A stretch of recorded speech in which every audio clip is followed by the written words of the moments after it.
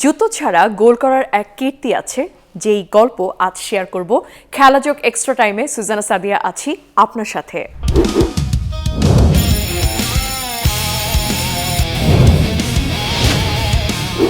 গল্প শুনে উত্তর দিন আর জিতে নিন কিউটের পক্ষ থেকে আকর্ষণীয় সব গিফট হ্যাম্পার। 1938 সালে ফ্রান্স বিশ্বকাপের quarter final, Brazil versus Poland, এবং এই ম্যাচে খুব দুর্দান্ত একটা ঘটনা ঘটেছিল, যেটা শেয়ার করবো আজ আপনার সঙ্গে। ম্যাচটিতে ব্রাজিলের একজন স্ট্রাইকারের সঙ্গে এক অদ্ভুত ঘটনা ঘটলো। তার ডান পায়ের বুটটি হঠাৎ করে ছিঁড়ে যায়। সাইডলাইনে গিয়ে তিনি বুটটি আলাদা করে সরিয়ে রাখলেন। মোজা পরিহিত তিনি ম্যাচ খেলার সিদ্ধান্ত নিলেন। রেফারিকে কিছু না জানিয়ে তিনি তার মতো খেলছিলেন এবং খুব দুর্দান্তভাবে সেই মোজা পরিহিত খেলোয়াড় দিলেন একটি শট। ব্যাস, বলটি গেল পোল্যান্ডের জালে।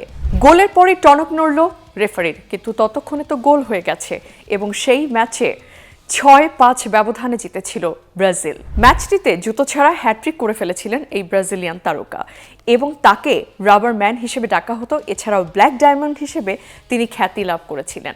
এছাড়াও তিনি সবথেকে বেশি কিংবদন্তি তুল্য তার বাইসাইকেল কিকের জন্য। আপনাকে জানাতে হবে খালি পায়ে গোল করা ব্রাজিলিয়ান এই খেলোয়াড়ের নাম কি।